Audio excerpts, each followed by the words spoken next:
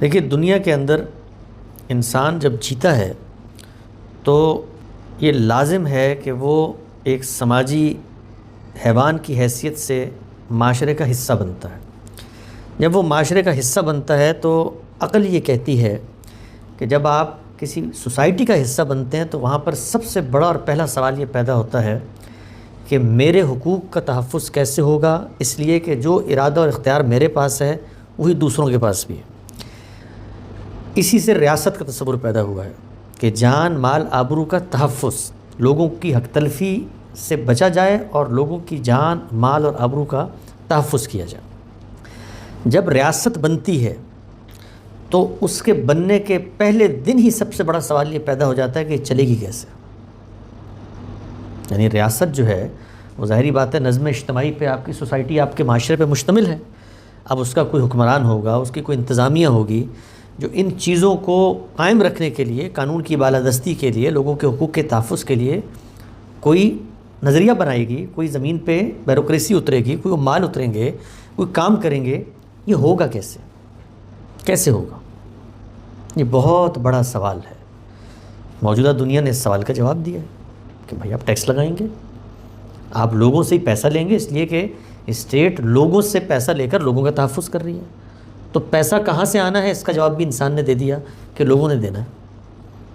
ٹھیک ہے، تو لوگ پیسہ دیں گے اور نظم اجتماعی کے تقاضے پورے ہوں گے، یہاں تک کسی میں کوئی اختلاف نہیں ہے۔ اچھا، آپ نظم اجتماعی نہیں بنانا چاہتے، اسلام نے اس پر بھی کوئی زور نہیں دیا، آپ جائیں جنگل میں رہ لیں، کوئی مسئلہ نہیں ہے۔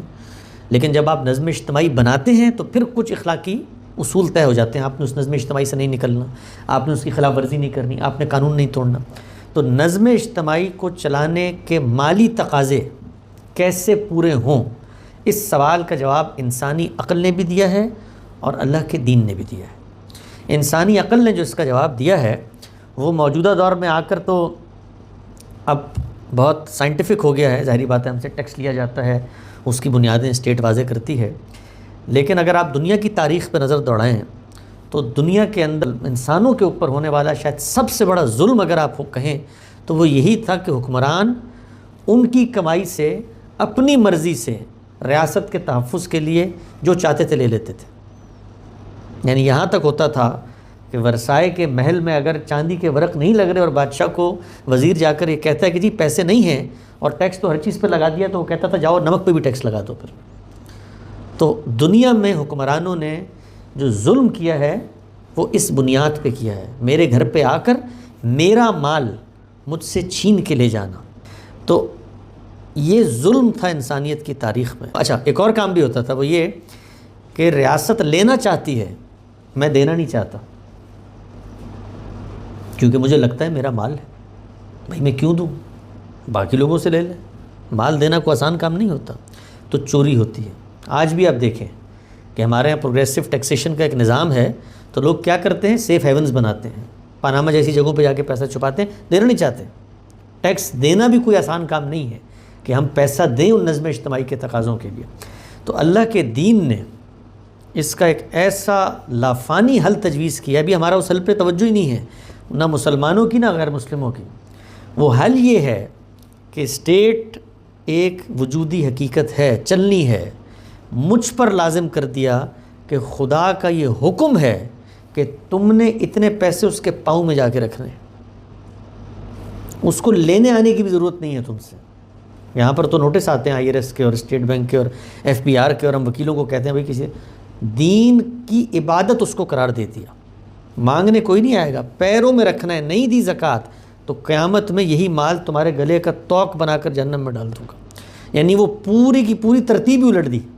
یہاں پر اسٹیٹ مانگ رہی ہے بھکاریوں کی طرح، وہاں پر میں جا رہا ہوں اور اللہ کے حکم کو بجا لانے کی اسپرٹ سے اس کے پیروں میں رکھ رہا ہوں وہ مال کہ لیجیے جی، اللہ کا حکم اور اذن ہے، اور عبادت کا درجہ اس کو دے دیا۔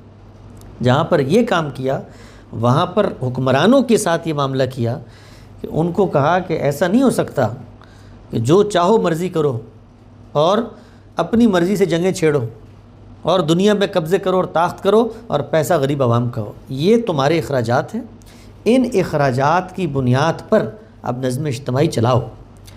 تو وہ جو اخراجات ہیں اس کی میں وضاحت کر دیتا ہوں، وہ ہرگز 2.5% نہیں ہے۔ ہرگز 2.5% نہیں ہے. وہ 2.5% اسٹیٹ لے گی آپ کی بچت کے اوپر. بچت جو آپ کی سیونگز ہوتی ہیں ان میں ذاتی استعمال کی چیزیں نہیں آتی، آپ کا گھر نہیں آتا، آپ کی گاڑی نہیں آتی، روٹین میں پہننے کے زیورات نہیں آتے، وہ سب مستثنیٰ ہیں اس سے.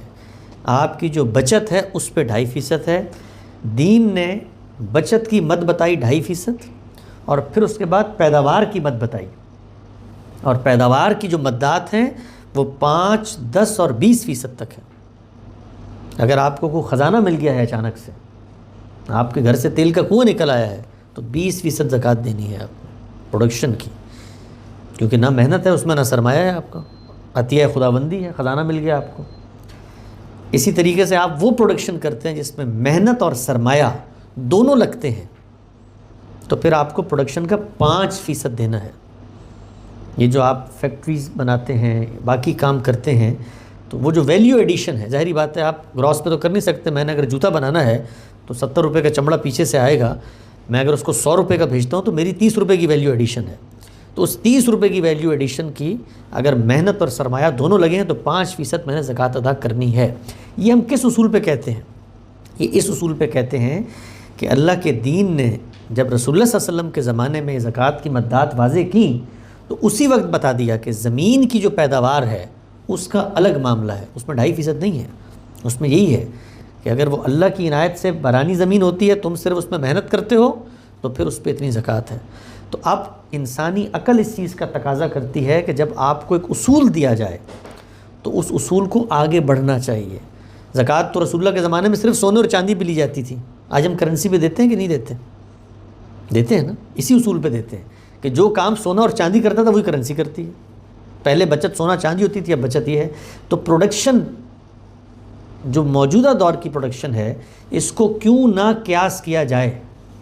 تو ہم نے ایک اجتہادی اطلاق کیا ہے، انسانی اطلاق ہے، اس سے لوگ اختلاف کر سکتے ہیں کہ جی آپ جو لوگوں کی سروس انڈسٹری ہے وہ بھی ایک طرح کی پروڈکشن ہی ہو رہی ہوتی ہے. وہاں پہ آپ کرائے پہ گھر لے کر دے دیتے ہیں، وہاں پر بھی آپ پروڈیوس کر رہے ہوتے ہیں. آپ کارخانہ لگاتے ہیں، وہاں بھی پروڈکشن ہو رہی ہوتی ہے.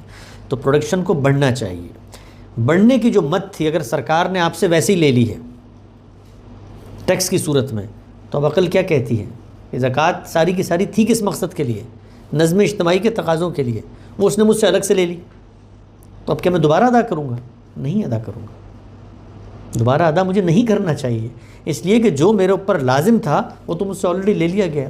اس اصول پہ ہم یہ کہتے ہیں کہ اگر آپ نے ٹیکس دے دیا ہے تو اب آپ زکوٰۃ کو اس میں ایڈجسٹ کر سکتے ہیں. بات سمجھ میں آتی ہے؟ اگلی بات یہ ہے کہ جب یہ معاملہ آپ مسلمان حکومتوں میں کرتے ہیں تو غیر مسلموں کے ساتھ جب آپ رہتے ہیں تو وہاں پر بھی اسٹیٹ کی ضروریات کے تقاضے پیدا ہوتے ہیں کہ نہیں ہوتے؟ یہ ہوتے ہیں. ظاہری بات ہے وہ بھی یہ تحفظ دے رہی ہوتی ہے. تو اب آپ نے تو زکوٰۃ ادا کرنی تھی، اگر وہ حکمران مسلمان ہوتا اس کو ادا کرنی تھی. نہیں مسلمان تو اب آپ کیا کریں گے؟ آپ تو اس کو آلریڈی دے رہے ہیں زکوٰۃ. آپ اس کو زکوٰۃ کا نام دیں، آپ اس کو ٹیکس کا نام دیں، اس لیے کہ تقاضے تو وہ پورے ہو رہے ہیں. تو جب آپ اس کو دے رہے ہیں تو عقل یہ کہتی ہے کہ جو دین کی منشا تھی وہ پوری ہو گئی. جی قرآن مجید کا مطالعہ کریں، وہ تو صفحے صفحے پر یہی بات بتا رہا ہے کہ بھائی یہ زکوٰۃ تم نے دینی ہے، اور جن کو حکومت دی ہے ان کو کہا ہے کہ یہ زکوٰۃ دے دیں. فَإِنْ أَقَامُوا الصَّلَاةَ وَآتَوُا الزَّكَاةَ فَخَلُّوا سَبِيلَهُمْ فَإِخْوَانُكُمْ فِي الدِّينِ. تو بس اس کے بعد آپ ان سے کوئی اور چیز کا مطالبہ نہیں کر سکتے. آپ نے کبھی سنا نہیں؟ بچپن سے ہم ہر مسلمان کو یہ بات بتائی جاتی ہے کہ وہ کون لوگ تھے کہ جنہوں نے زکوٰۃ دینے سے انکار کیا. سیدنا ابوبکر نے کیا کہا کہ ایک رسی دینے سے بھی انکار کریں گے تو میں جنگ کروں گا ان کے ساتھ. کیوں؟ اسٹیٹ کا حق ہے. تو یہ سنت سے متعین کر دیا گیا ہے کہ زکوٰۃ، وہ تو میں نے پورا کانسیپٹ ہی پیچھے اسی لیے بتایا، بھائی کون لے گا؟ وہی لے گا جس کے لیے ضرورت ہے، جس کے لیے پورا کانسیپٹ دیا گیا ہے. اسٹیٹ ہی لے گی، اسٹیٹ کو چلانے کے تقاضے ہیں. تو اس میں تو کوئی دو رائے نہیں ہے کہ زکوٰۃ حکمرانوں نے لینی ہے، کوئی دو رائے نہیں ہے. مسلمان امت کے علم میں بھی کوئی دو رائے نہیں ہے کہ صرف اور صرف حکمران ہیں جو آپ سے زبردستی لے سکتے ہیں زکوٰۃ اگر آپ نہیں دیں گے. اس میں ایک سوال یہ اوور ٹائم ہم نے بڑے ہوتے ہوئے جو دیکھا کہ زکوٰۃ تو جو ہے وہ تمہاری اترن ہے، زکوٰۃ تو جس کو دینا ہے وہ بھی ایک مسئلہ یہ ہے کہ اگر اگلے کو پتہ لگ جائے کہ تم اس کو زکوٰۃ دے رہے ہو تو وہ تو شریف پیسے بھی نہیں لے گا. کہ زکوٰۃ یہ اوور ٹائم ایسی ایک جو ہے جو کہ ایک فرض عبادت تھی، پورے قرآن شریف میں بار بار پڑھتے ہیں نماز اور زکوٰۃ، نماز اور زکوٰۃ، وہ اتنی حقیر یا اتنی چھوٹی سی چیز یا وہ ناپسندیدہ پیسہ وہ کیسے بن گیا، یہ اوور ٹائم کیسے ہو؟ اس لیے کہ زکوٰۃ کا جو پورا تصور میں نے بیان کیا، یہ پس منظر سے ہٹ کے زکوٰۃ کو آپ نے چیریٹی تسلیم کر لیا۔ زکوٰۃ ہرگز چیریٹی نہیں ہے، چیریٹی الگ چیز ہے، وہ الگ سے بیان ہوئی ہے، انفاق، اور پوچھا گیا کہ کیا خرچ کریں، فرمایا جو زائد ہے وہ خرچ کرو، قل العف۔ چیریٹی کا کوئی تعلق نہیں زکوٰۃ سے۔ زکوٰۃ تو میرے گھر پہ اگر مسلمان حکمران ہو داخل ہو کے لے کے چلا جائے گا، اس لیے کہ دین نے مجھ پہ لازم کر دیا اور اس کو حق دے دیا ہے کہ میں زکوٰۃ دوں گا تب میں اپنے آپ کو سوسائٹی میں مسلمان کہلوا سکتا ہوں اس کے ساتھ، وہ مجھے مسلمان تب تسلیم کرے گا۔ ایک اور سوال خواتین سے آیا، وہ کہہ رہی جی کہ زکوٰۃ جو آپ نے دینی ہے وہ تو مسلمان حکومت کو دینا سمجھ میں آتی ہے، لیکن یہ جو اگر حکومت مسلمان نہیں ہے تو اس کو زکوٰۃ دی جا سکتی ہے کہ نہیں؟ غالباً آپ نے جواب اس کا دیا ہے، آپ کو اگر اطمینان نہیں ہے تو آپ ان کو ٹیکس دیتے ہیں، آپ منہا نہ کریں، آپ اپنے طور پہ جا کے دوبارہ زکوٰۃ ادا کر دیں، مجھے کیا اعتراض ہے اس پہ؟